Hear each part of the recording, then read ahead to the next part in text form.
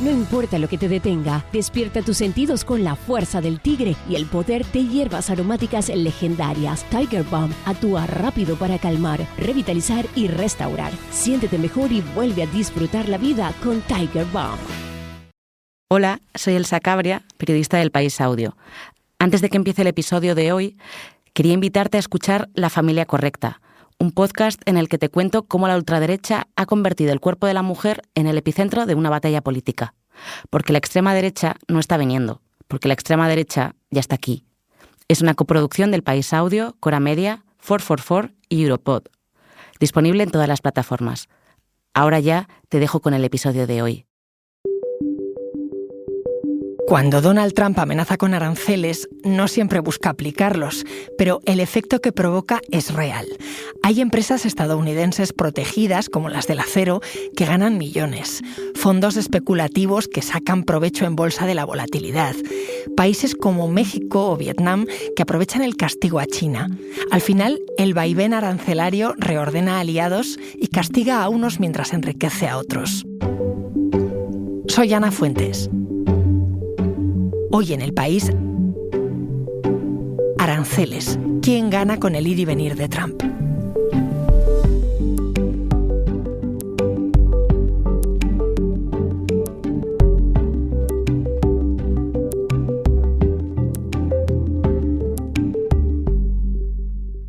President Trump announcing new tariffs against Mexico and the European Union this morning. Hola, Amanda. Hola, ¿qué tal? Amanda Mars es la corresponsal de Asuntos Económicos del País. Estamos escuchando una de tantas noticias de estos días, Trump agitando de nuevo los mercados con sus amenazas de aranceles. Y yo quería entender qué hay detrás de esa estrategia y quién gana realmente con este juego. Pero lo primero, recuérdame rápidamente qué es un arancel y por qué nos interesa saberlo.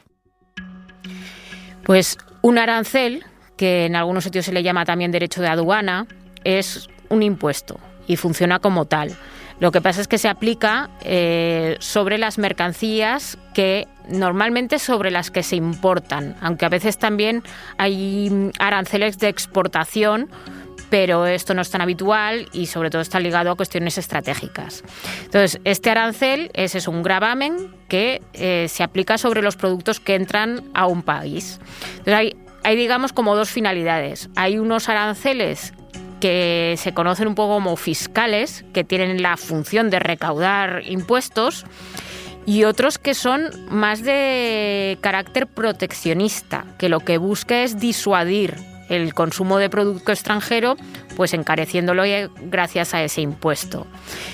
Pero luego tenemos la versión Trump, que yo creo que es una mezcla de todas, pero sobre todo que lo está usando como mecanismo de negociación y como mecanismo de presión para otros asuntos que no tienen nada que ver ni con los ingresos fiscales ni con el proteccionismo, aunque sin duda su política está siendo muy proteccionista.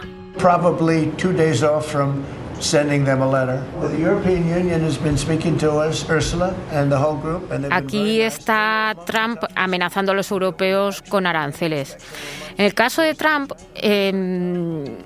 hay muchas de estas advertencias o de estos pulsos sobre el tema de aranceles que tienen que ver con un uso punitivo de los aranceles. Por ejemplo, el caso de Brasil, que es muy reciente, en protesta por el enjuiciamiento a Bolsonaro, pues ha amenazado con un arancel a Brasil. O, por ejemplo, con el conflicto que hubo con Colombia, con la repatriación de migrantes, pues también amenazó con aranceles. O México con el comercio de fentanilo.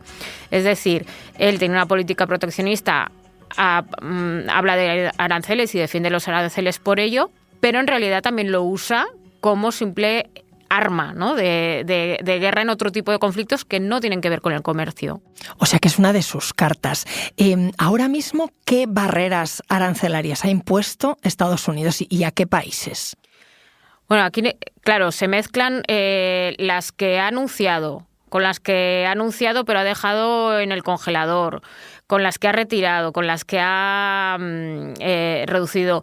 Lo último que tenemos es este 30% sobre los productos de la Unión Europea, Luego tenemos el 20% sobre el acero, el aluminio, 25% sobre los vehículos.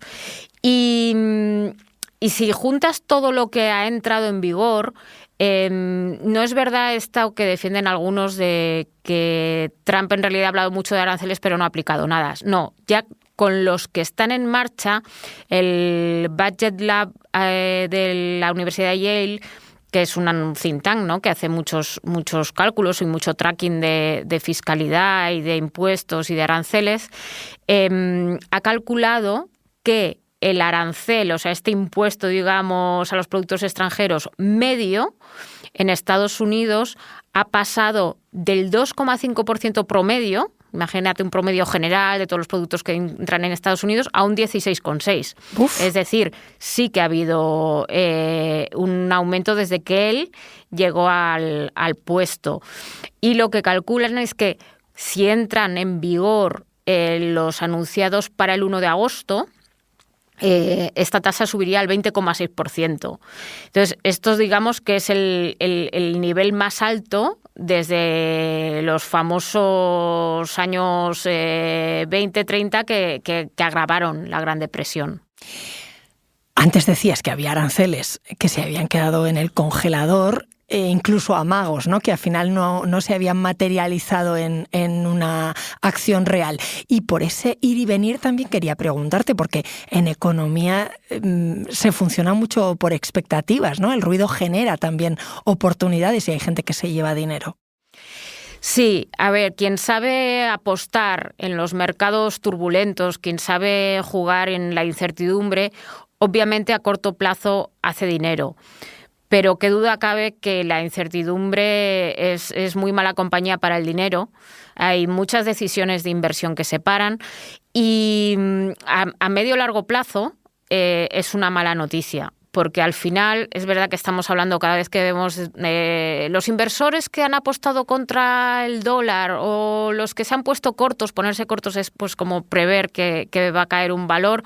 Han ganado mucho dinero, pero en realidad luego acaba habiendo una contaminación de la economía financiera a lo que llamamos la economía real, que yo creo que cuando hablamos de economía real nos referimos a la de producir y la de consumir. Hay una contaminación porque esos valores que bajan, esas decisiones de inversión que se paran en la economía real, al final son menos puestos de trabajo. Al haber menos puestos de trabajo, menos actividad, pues también hay menos consumo y esto es una espiral que se retroalimenta.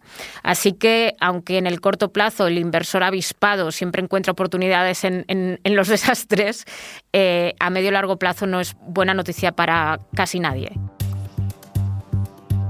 Estamos todos pendientes entonces de un presidente estadounidense imprevisible que utiliza esta carta de los aranceles para amenazar, para favorecer, para discriminar, y hay beneficiarios que se han generado de todo esto.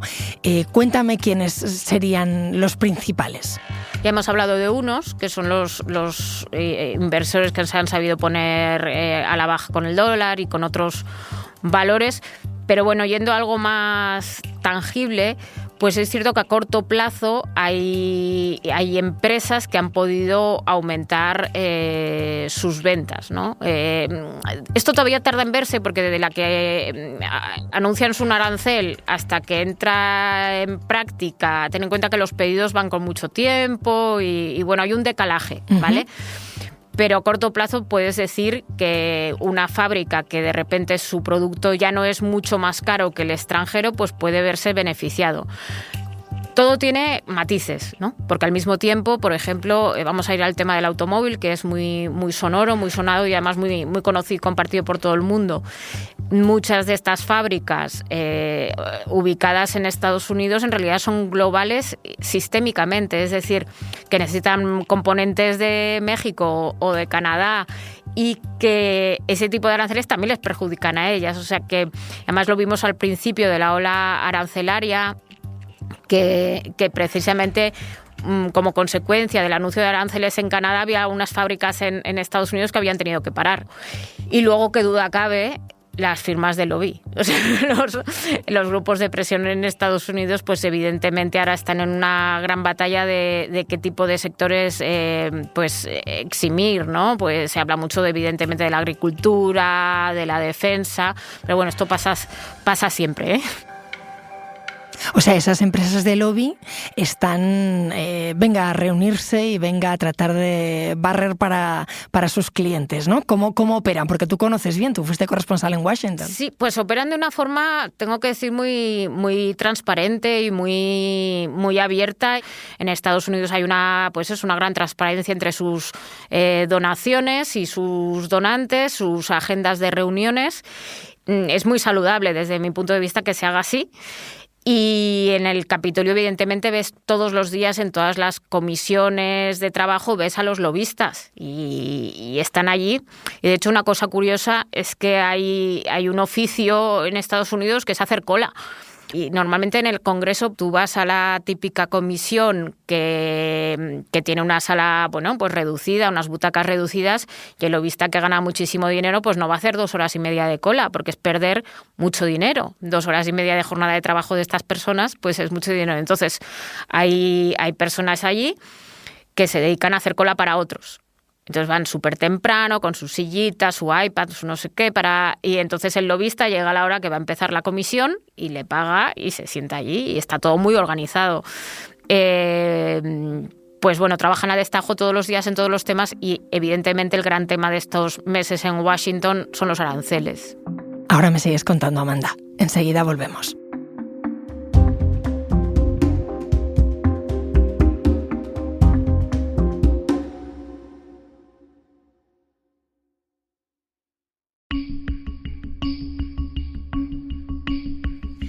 Estoy charlando con Amanda Marsh, corresponsal de Asuntos Económicos del País, y me está contando quién se lleva dinero con el tema de los aranceles y con el hecho de que no quede claro ni a cuánto ascienden ni en qué momento se van a imponer por este vaivén de Trump.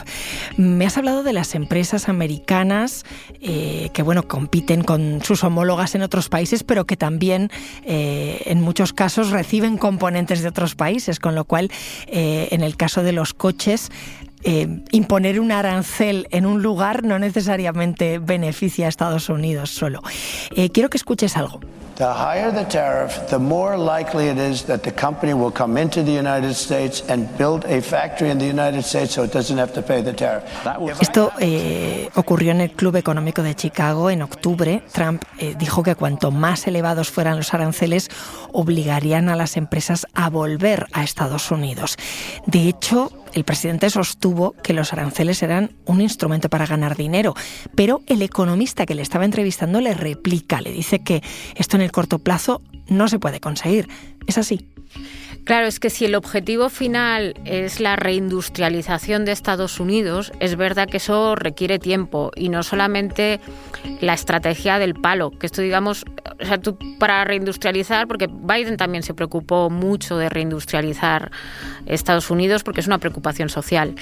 La pérdida de fuelle fabril en Estados Unidos asocia a un empobrecimiento de la clase media y esto es muy conocido. Entonces tú para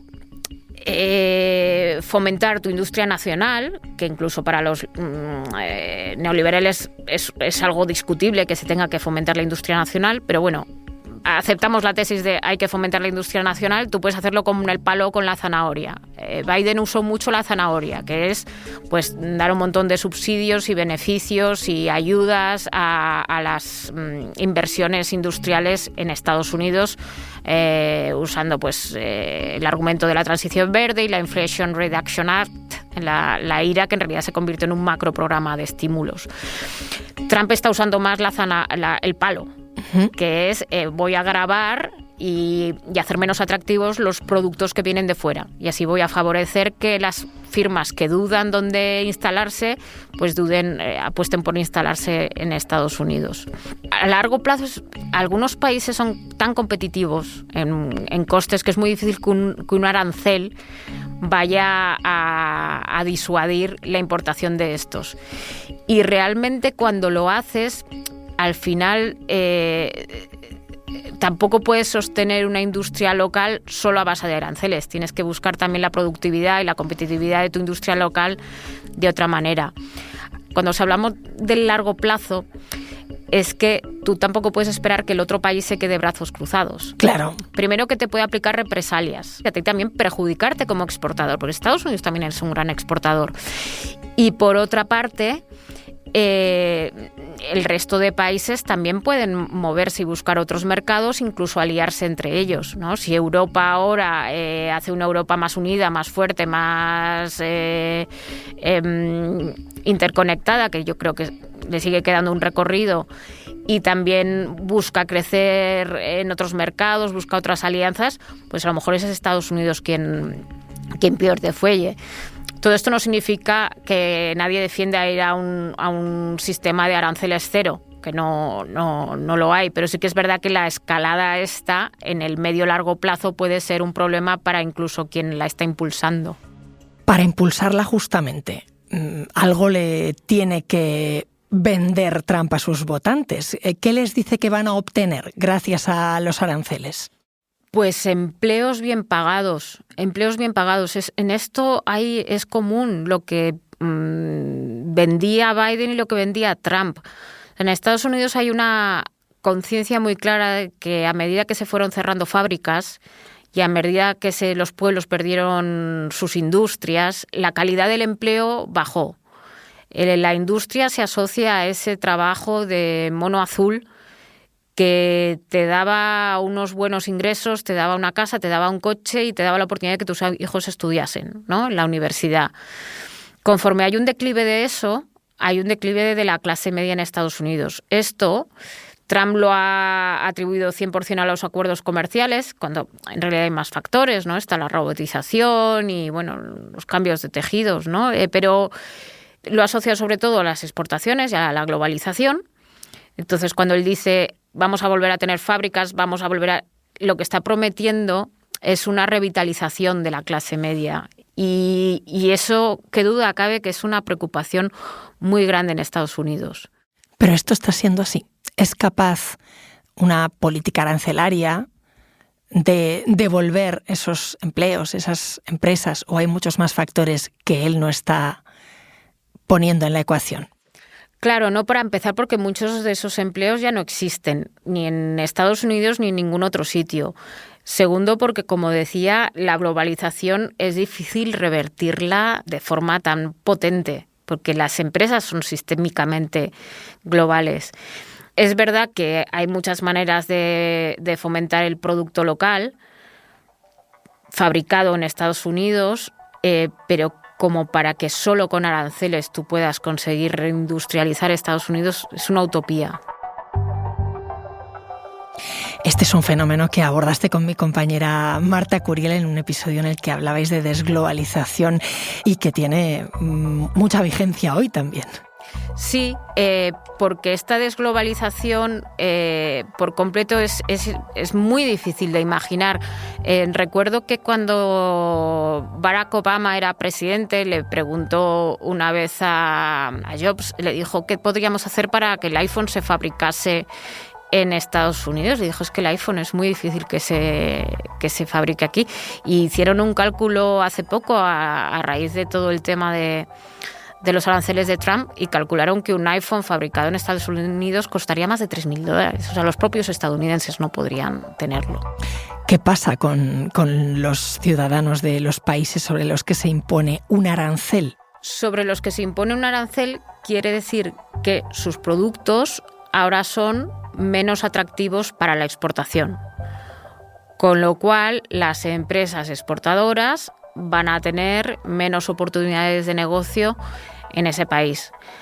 Con lo cual, en efecto, es un problema para muchas compañías. La cuestión es si además tu país decide aplicar una represalia, porque entonces también ocurre que esos productos que importabas también van a ser menos atractivos en tu país. O sea, es una escalada que puede no tener fin y al final tiene más peso el que más importa, claro. Claro, esto supuestamente, porque no sabemos, es lo que Trump dice que va a pasar con la Unión Europea a partir del 1 de agosto, ¿no? Conociéndole, todo puede quedar en nada, todo puede quedar en una nueva prórroga o puede ocurrir. En todo caso, ¿hay precedentes de un pulso así entre Bruselas y Washington? Hay un montón de precedentes. En eso tenemos que ser justos. O sea, las tensiones comerciales, desde luego, no las ha inventado Trump para nada, para nada. A mí hay un montón de precedentes. A mí me gusta mucho la historia de la guerra del pollo. La guerra del pollo. La guerra del pollo, que es un pulso comercial que hubo entre Europa y Estados Unidos, que hay que decir que lo inició entonces tenemos que decir, Comunidad Económica Europea, porque evidentemente hablamos del año 62, y que le aplicó un buen arancelazo al pollo que se importaba de Estados Unidos. Entonces, pues allí los territorios más amenazados, a todo el mundo se le ocurre que Kentucky es uno de ellos. No, pues allí pues los senadores de los estados más afectados se movilizaron mucho, presionaron mucho evidentemente a la Casa Blanca y el entonces presidente Lyndon B. Johnson aplicó algún tipo de respuesta de represalia arancelaria, pero en realidad no surtió un gran efecto. Al final se impuso una lógica de mercado, era mucho más eficiente en Europa el pollo europeo y la cuota de mercado de Estados Unidos fue bajando inevitablemente. Y cada cual consumió su propio pollo. No 100%, pero vamos, perdió muchísimo mercado. Oye, Amanda, yo no sé si para los que sabéis de economía, detrás de toda esta estrategia imprevisible de este ir y venir, ¿hay alguna lógica económica? Más que hablar de lógica económica, hay que hablar, como yo creo, de lógica general, porque para estudiar los vaivenes de Trump, más que mirarlo desde un ángulo económico, es, no sé, humano. Si miras a Trump, hay dos escuelas. La escuela que cree que todas estas idas y venidas, estos giros, estas sorpresas, estas cancelaciones, esta marcha atrás, está todo meticulosamente pensado en base a una estrategia muy, muy minuciosa que busca la sorpresa constante.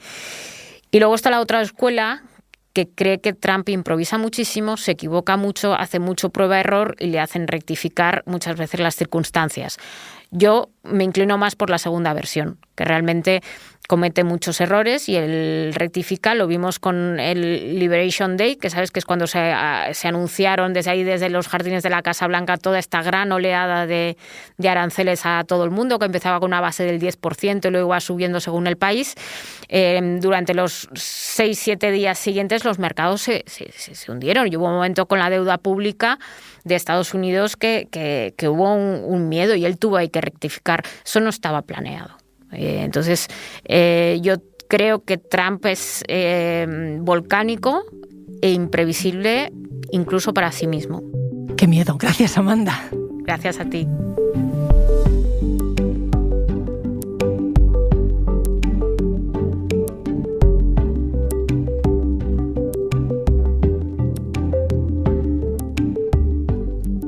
Este episodio lo he realizado con diseño de sonido de Nicolás Chabertidis. La edición es de Ana Rivera y la dirección de Silvia Cruz La Peña. Yo soy Ana Fuentes y esto ha sido Hoy en el País. Gracias por escuchar. No importa lo que te detenga, despierta tus sentidos con la fuerza del tigre y el poder de hierbas aromáticas legendarias. Tiger Balm actúa rápido para calmar, revitalizar y restaurar. Siéntete mejor y vuelve a disfrutar la vida con Tiger Balm.